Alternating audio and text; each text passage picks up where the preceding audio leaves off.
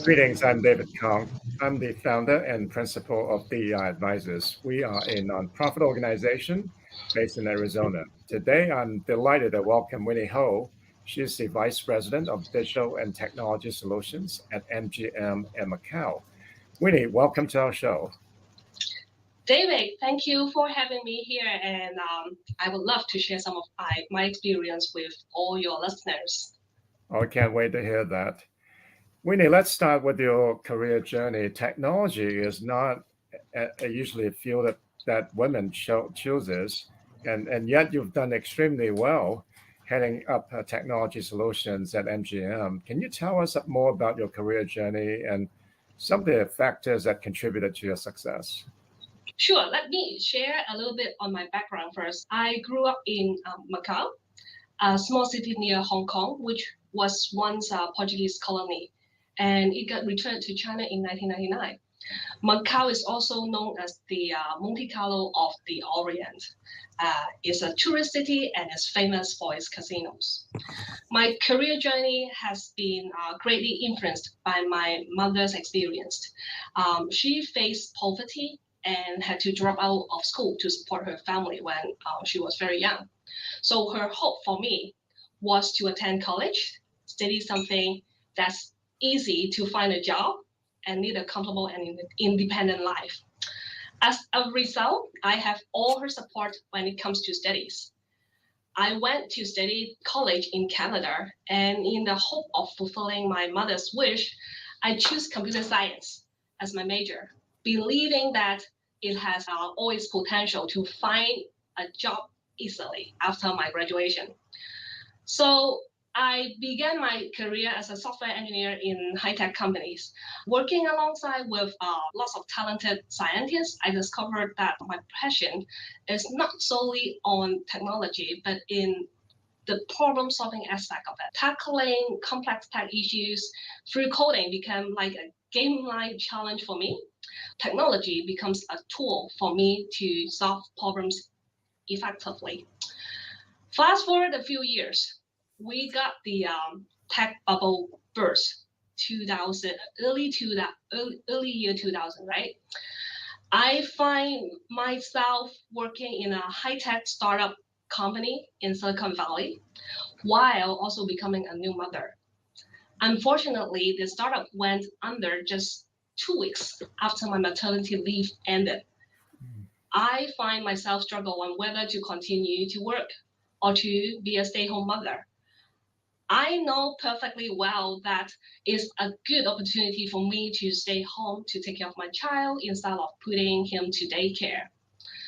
But I also love working, be financially independent, and mostly being scared to have the feeling that I am isolated and lack of social life if I become a housewife. But at last, with my husband's support, I decided to be a stay-home mother because I wanted to be more involved in my son's early stage of life, and he will never be a baby again if I miss this opportunity. But during the same year, my mother was diagnosed with late-stage cancer in Macau. I was devastated by the news. I struggled on whether to go back to Macau to take care of my mother or not. At that time, I was thinking like, how could I leave my 14-month son alone with my husband? But I really want to take care of my mom because that could really be my last opportunity to spend time with her. And she also needs my support.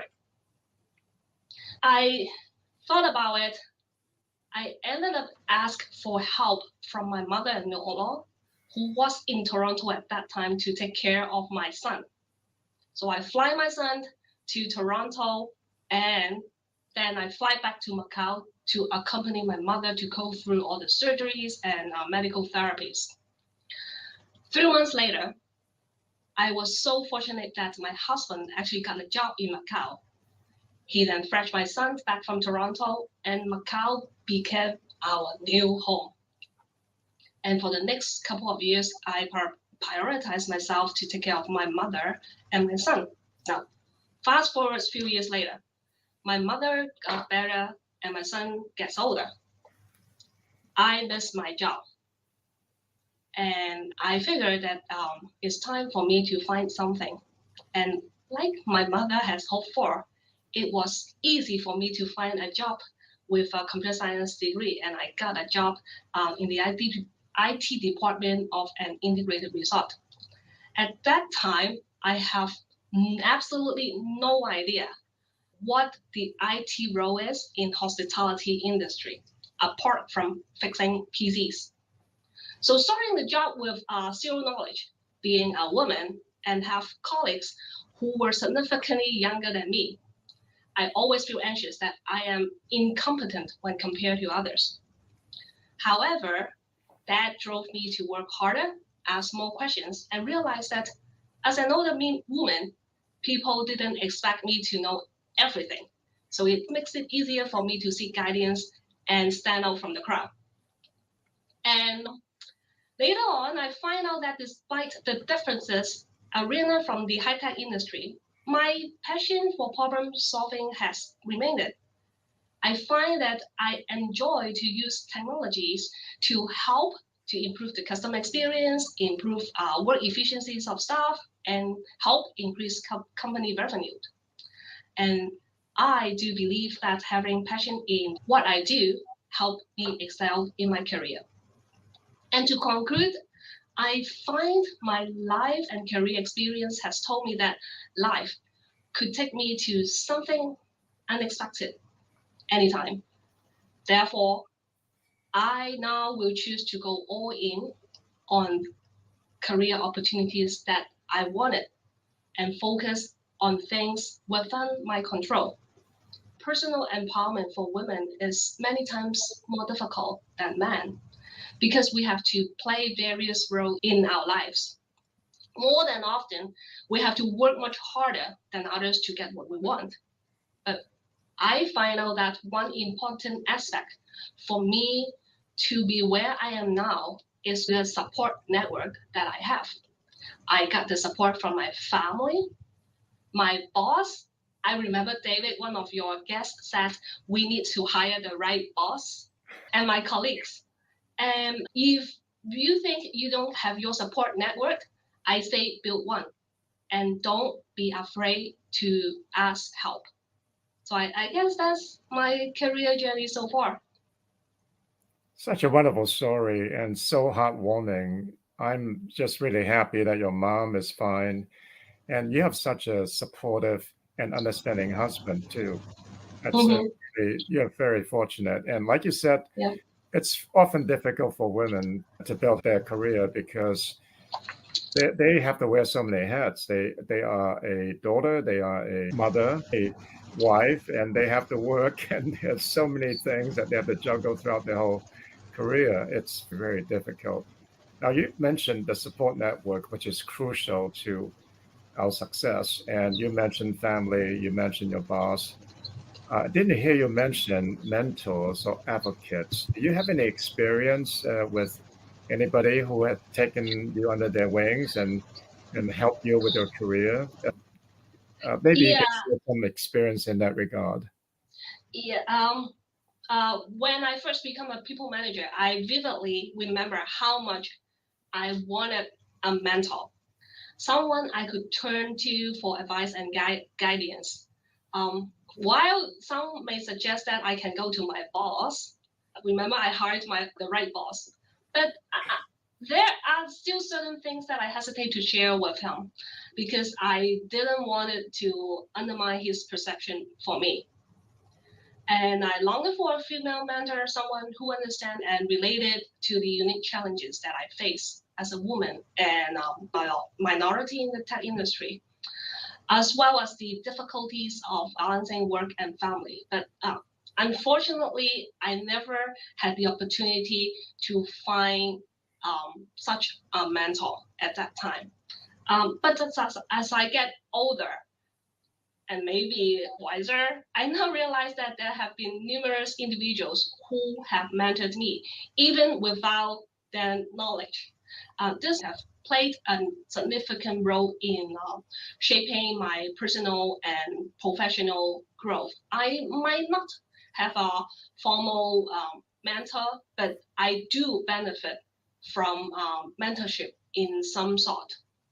I guess I would imagine that mentors from underrepresented groups are still scared today.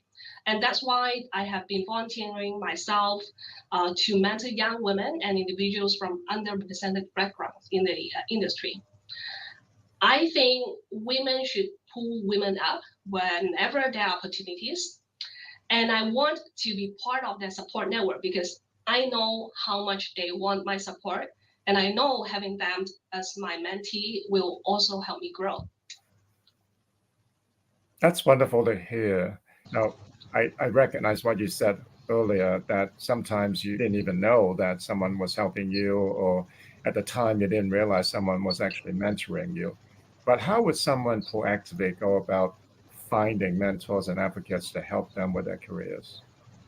Um, I like to talk to people in senior position, and every so often through the conversation, you will find great insight from them. For example, I remember when I was in the pre-opening team of MGM Macau, I often have the chance to work with the CFO and the COO of the company. And I remember that our COO once asked me, do you know how you can get the attention of someone, given that someone might be very busy? And I said, I don't know, talk to him. And then he just hold up his phone. At that time, it was BlackBerry. And he said, send an email and craft your email and make sure that your first line catch the attention of the one that you want to talk to. I was thinking, wow, this is a very good piece of advice. And ever since, I have been using it. That is a good piece of advice. I'm glad Yeah. that you shared it. Thank you. And mentors and advocates don't need to be formal, as you mentioned earlier. They Yeah. are, they are instrumental to anyone's success. Thank you for sharing those stories. Let's talk about the many accolades you have received leading technology solutions at MGM. What's the source of your inspiration, and Mm. how did you become so successful? To be honest, participating in awards and competition was not a priority for MGM IT due to the resource constraints and the belief that we have more pressing tasks at hand. However, a few years ago, the Macau Telecommunication Bureau launched the Macau Smart Hotel Award, which aimed to recognize hotels in Macau that enhance business efficiency and optimize customer experience through the use of technology. This award caught my attention because first, it is the very first award that I came across that is organized by a local government. And being a personal witness on how our IT power solution has enhanced our customer experience and how our staff works, I figured that it is a great opportunity to affirm my thoughts on how good we are and where we are at comparing to other hotels in Macau. So we decided to enter the competition. As I expected, we were honored with the highest recognition in the award. What I didn't anticipate was the impact that it had on our team. As we prepared the submission, I personally witnessed that our staff pride in their work and their firm belief in our ability to win. Participating in this competition brought us closer together, working a common goal. I see all these positive impacts from entering those awards, and therefore it has driven me to continue to put effort in striking the balance between work and entering awards. And because of that, it has keeping us an ongoing stream of working, getting accomplished, helping the company, and continue to get more awards. That's great. Congratulations on your Thank recognition. you. And it's so wonderful to instill pride in your team. Great story. Thank you for sharing that.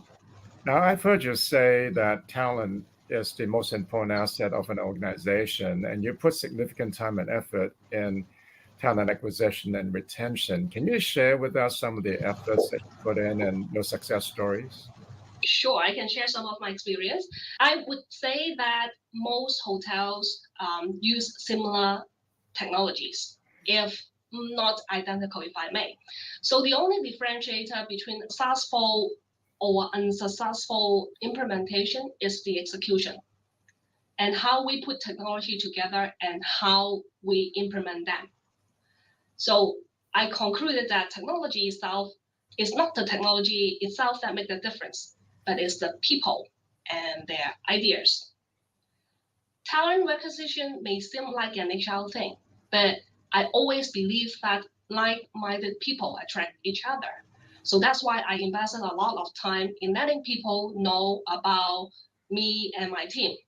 Activities such as Discord cards, presentation in universities, and supporting mentorship, internship program, I think will help to get the public know about the team and hence attract more talent. From retaining talent perspective, I think it is really difficult in such a competitive market, and especially when people know that we are in the forefront of technology and our people always become target easily.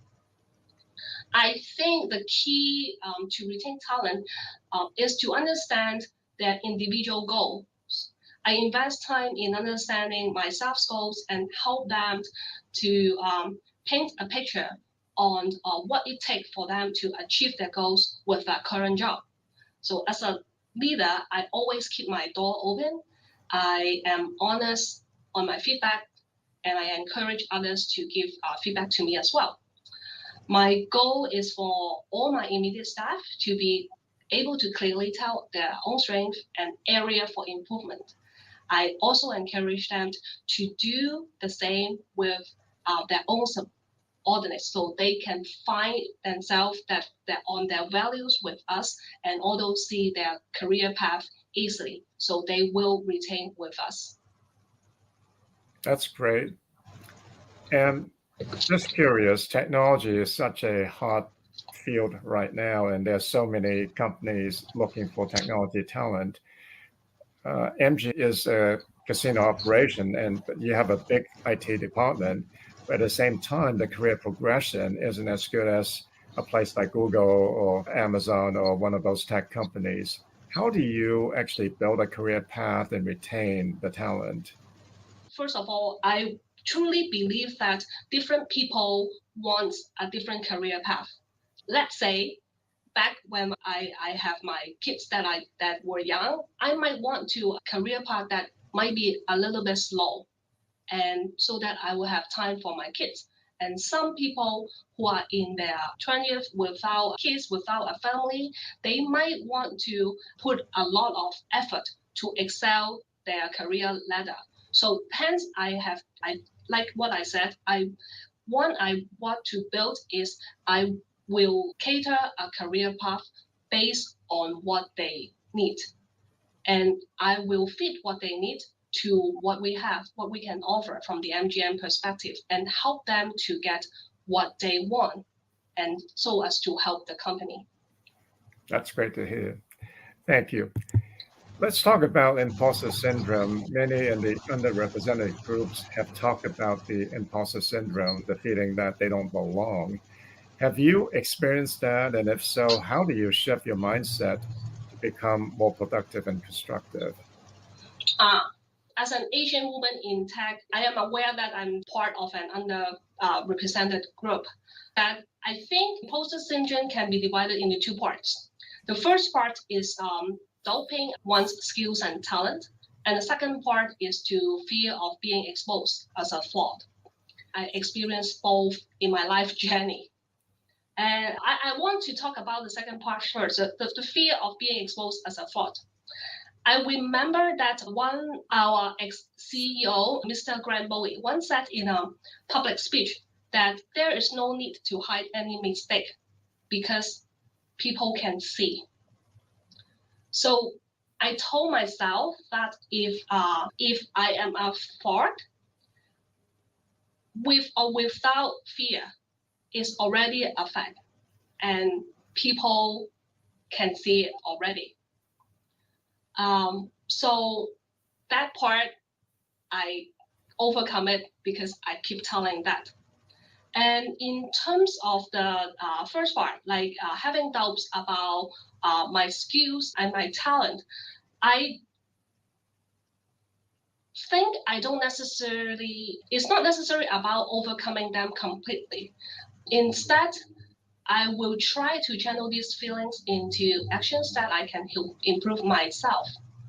And by doing so, I can turn my negative feelings into positive forces that drive me to learn and grow. However, there are times that those feelings could still persist, and sometimes unconscious bias helps reinforces those feelings. So what I normally do is I will choose to share my feelings with someone. I will go to someone that I trust, someone who is not in my profession functional area so that they can be more objective. But then most of the time, they only need to listen because more than often when I put my feelings into words, the feelings and the imagined doubt and also the fact will come out easily, and that helps me to overcome those feelings. Those are great lessons and great advice for the audience. And I know many people have talked about overcoming the imposter syndrome by doing something constructive and positive, as you have mentioned. Get better at something, it's a motivation for you to be even stronger than you are. And having a support network, like you mentioned, is important. Someone who you can share some of these feelings with. That's really good advice. Now, a lot of people on our show have attributed taking risks to their success. And I was just wondering, what's your experience in terms of taking risk? And if you have taken big risks before, how do you prepare yourself mentally to take on those risks? I have to confess that I am averse to certain type of risk. For example, last week I was in Taiwan, and my friends tried very hard to make me ride a bike to commute around busy streets in the Taipei city. I simply refuse to do that. So call me a risk averser if you may. But having said that, I think I am doing pretty good at taking other risks. Risks that can possibly have big impact to my life. Things like becoming a housewife, moving back to Canada. And I do think the biggest risk that I have taken in my life is having kids. Like most of the risks that we take, if we fail, you know what, we can do it over. But for having kids, you cannot undo a person. Kudos to all the mothers and fathers. I think they are all great risk takers. And speaking of taking risks in my career, I'd say the prerequisite of my role already required me to be a good calculated risk taker, as I have to consistently make decisions on technologies and be innovative on solutions, right? But as a woman in the tech industry, I think it is more about whether people allow me to take risks, whether others have the faith in me, listen to me, that on what I want to do and accept my ideas. In order for people to in order for me to earn others' approval, my solution to that is I give others the chance to know me, work with them, and gradually build the trust and let them see the work I delivered. This way, people will start valuing me for who I am, but not simply judge for what I am. I think this solutions has been working pretty well for me so far. It has indeed. Look at all the accolades and awards that you have won and the reputation you enjoy in the industry. You are right about building trust. I think that's fundamental to anybody's success. Now, we've all faced our fair share of challenges in our career. And I was just wondering if you can share some of the challenges that you have faced and how you mustered up the courage and resilience to eventually. There are people out there who are afraid of height, and they will seek out high places often to test themselves.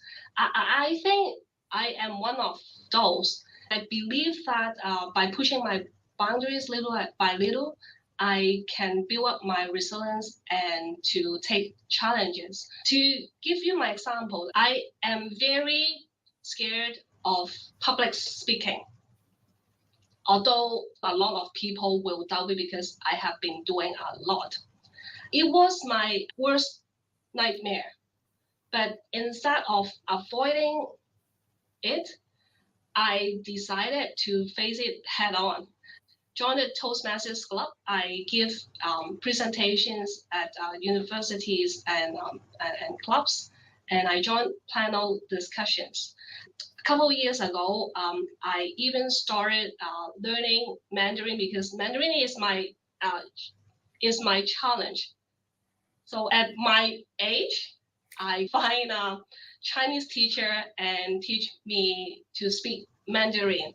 And a couple of months ago, I did my very first Mandarin work speech in mainland China. And I feel so good about it. So I really think that if I continuously putting myself bit by bit into small challenge, I can eventually get myself prepared to go for bigger ones.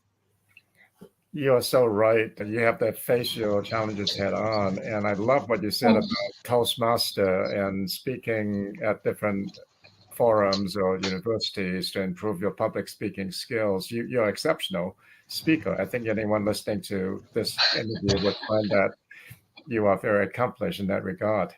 By the way, we have something in common. I too joined Toastmaster. I did that for 3 years, about 30 years ago, and I really enjoyed that, and it greatly improved my public speaking skills. Till this day, I'm still very watchful for my R's and ums and other filler words. Me too. I'm sure you're the same way. Support system that they have been providing me. Yeah, it's a wonderful program. Yeah. Now, we are running a little low on time. I have two more questions I'd like to ask you. The first one is about you are much more experienced now, but looking back at your career journey, what advice would you give to your younger self? Oh, okay. I remember I heard the same answer from your previous podcast. I would advise her to take more breaks and time out. I don't know. It is probably the result of imposter syndrome. I tend to work hard, very hard, and I have made some regrettable decisions and mistakes in the past when I pushed myself too hard. I learned lessons the hard way, but because of that, it taught me the value on finding a healthy balance. So now I will prioritize myself to take better care of myself and allow myself to take regular breaks. I even put it on my calendar to make sure that I take a break during the day to freshen up my mind.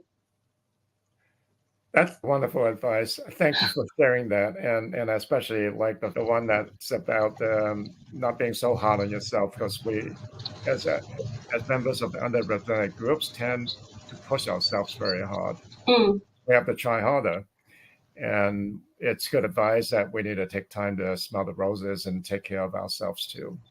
Yeah. Our show is about self-empowerment, so I was wondering if you can share some advice on what we can do to empower ourselves. There is a Chinese saying, 活在當下, which translates to living in the present moment.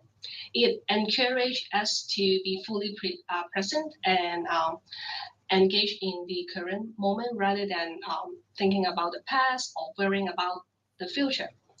I think life always takes us in an unexpected path that we never anticipated. Personally, I never expected myself to be a housewife, and I certainly never imagined myself moving back to Macau. However, situation would take us to the different path, and it was during my time as a housewife that I realized how much I enjoyed and missed my previous job. So now I have the opportunity to return to workforce. I truly treasure every opportunities that come my way. Therefore, my last advice would be to ask our listeners to think about what you really want in life and go for it so that when you become 80 or 90 years old, you will look back and regret about your life. That's great. I love that. Have it go on live and go at it with full gusto. I love that. Thanks for sharing that. Thank you. I'm afraid that's all the time that we have. And I Mm, really enjoyed this interview. I hope you did too. And to our thank you. audience, if you enjoy the show, we hope you will join us on our website, deiadvisors.org. There are many other interviews of this nature, and we hope to see you there. Thank you. Thank you, David. Thank you.